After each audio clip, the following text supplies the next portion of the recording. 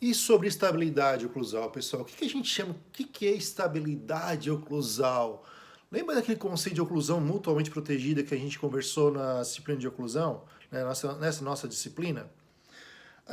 Que os contatos no momento de fechamento cêntrico em MH devem se dar nos dentes posteriores, certo?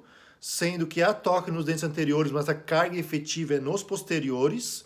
Então, no momento de fechamento, os posteriores protegem os anteriores.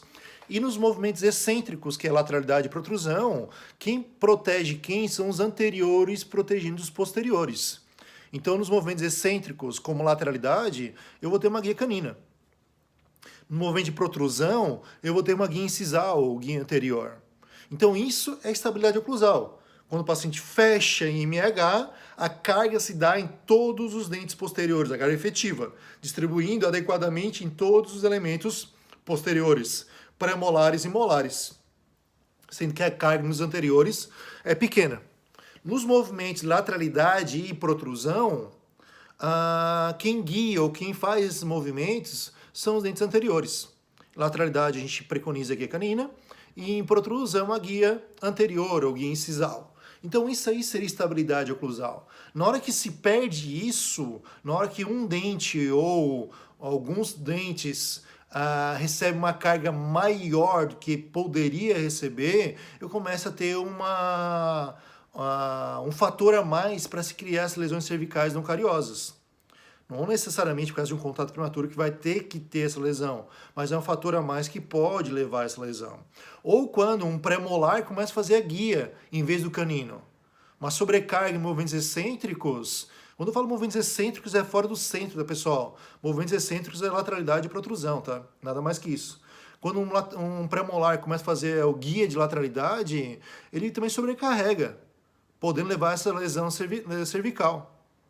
Então a gente vai ver que muitas vezes o paciente não tem um guia correto, ou o guia canino dele já foi tão usado por um bruxismo que desgastou, levando a ter um guia em pré-molar agora, que se não devolvido um guia correto, as minhas restaurações classe 5 lá na cervical dos dentes também não vão ter uma sobrevida muito longa.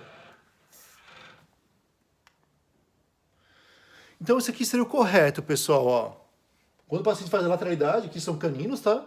Aqui são pré-molares. Ó, o canino fazendo o guia, se tocando, certo? E meu pré-molar desocluindo. Pré-molares e molares foram feitos para ter cargas axial ao seu longo eixo. Cargas horizontais nesses dentes normalmente levam a sobrecarga nessa região cervical.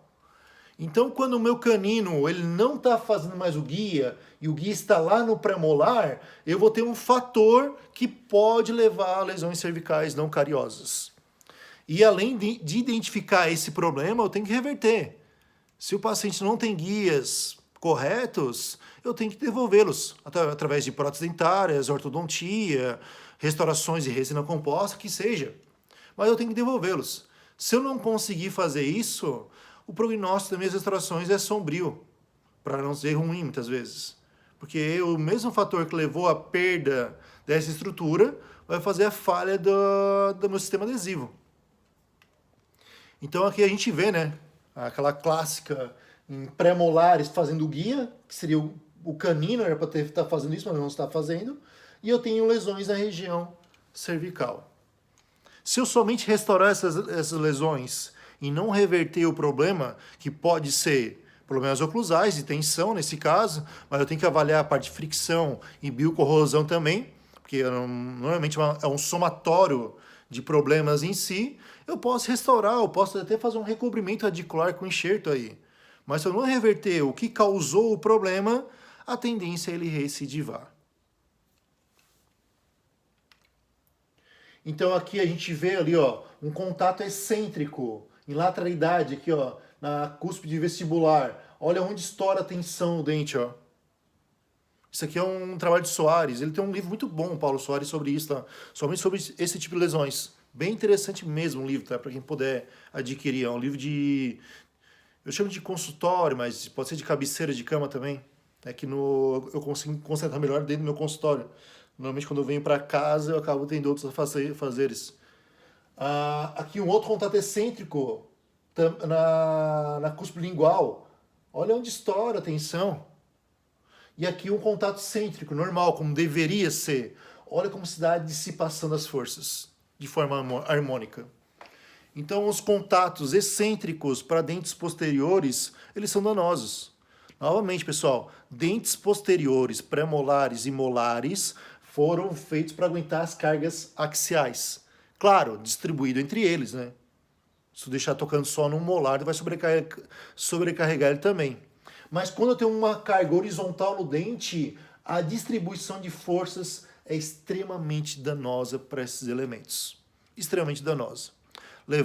Pode levar a perda de sementes, mieleira, uma recessão gengival, uma quebra desses prismas de esmalte, levando a essas lesões cervicais não cariosas, na cervical dos elementos dentários. Então, se eu só restaurar esse dente e não reverter esse problema, o que causou a lesão vai levar à falha no meu sistema adesivo, fazendo a restauração soltar.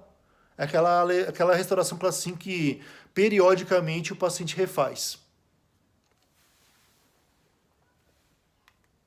Então eu tenho que devolver guias, até botei um guia canino, né? Achei bonitinha a figura, 2 cachorrinhos, um guia no outro.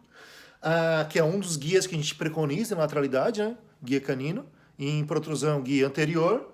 E estabilidade oclusal posterior. Então eu tenho que tratar, corrigir esse fator ideológico, que é onde eu vou ficar um pouco mais na nossa conversa de hoje. Nessa parte de biocorrosão e fricção, eu vou deixar o pessoal da dentística talvez explorar um pouco mais. Se vocês quiserem também, eu posso trabalhar um pouco mais sobre isso. Mas a minha ideia é trazer esse problema clínico entrelaçando com essa parte de oclusão para a gente também. Para tratamento dessa desarmonia oclusal, como a gente pode fazer? Ajustes oclusais. Os ajustes oclusais, eles podem ser por desgastes seletivos, aonde eu vou analisar a oclusão do paciente, normalmente no articulador, principalmente quando eu sou um dentista ainda com pouca experiência clínica para fazer um diagnóstico direto em boca, não é fácil, tá? Não é nada fácil fazer diagnóstico direto em boca. Então eu vou fazer essa análise no articulador semi-ajustável e eu vou planejar um desgaste seletivo. Para que o desgaste seletivo? Para remover contatos prematuros. Para remover contatos que sobrecarregam o elemento dentário. Então, muitas vezes, esses ajustes oclusais por desgastes seletivos são feitos, às vezes, no final, às vezes não, muitas vezes no final de uma ortodontia, onde o ortodontista me encaminha. Falei, Felipe, a ortodontia fechou. Eu só preciso de pequenas correções em alguns elementos para a distribuição melhor de forças.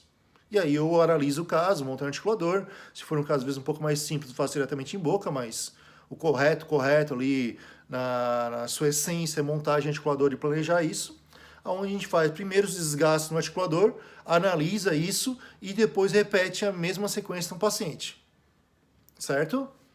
Os ajustes oclusais podem ser por acréscimos também. Então, aqueles pacientes que tiveram perda de estrutura dentária por biocorrosão, por fricção ou por um bruxismo, não é um desgaste seletivo a indicação, porque já foi desgastado, já foi destruída a estrutura dentária, os guias já foram destruídos.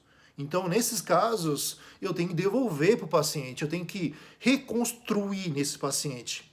Essa reconstrução pode ser com resinas compostas, pode ser com cerâmicas, aí o material depende de cada caso. Mas em muitos casos, o ajuste oclusal não é por desgaste, é por acréscimo, para devolver estabilidade posterior e guias. Esses que foram destruídos por fatores mecânicos de tensão ou fatores químicos como biocorrosão.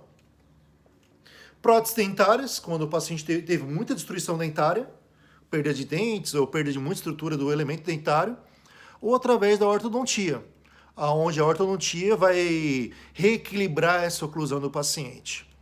Então eu vou mostrar um exemplo de ajuste oclusal por acréscimo, um caso clínico de prótese dentária também, para vocês verem os conceitos de oclusão trabalhando dentro da prótese dentária. Claro que vocês só vão ver os conceitos ainda, se não tiver prótese ainda. E o professor Luiz, no próximo encontro, vai falar um pouquinho de ortodontia. Eu vou aproveitar que tem um ortodontista com a gente para conversar com vocês sobre orto, mas vai ser num outro encontro aí, no próximo.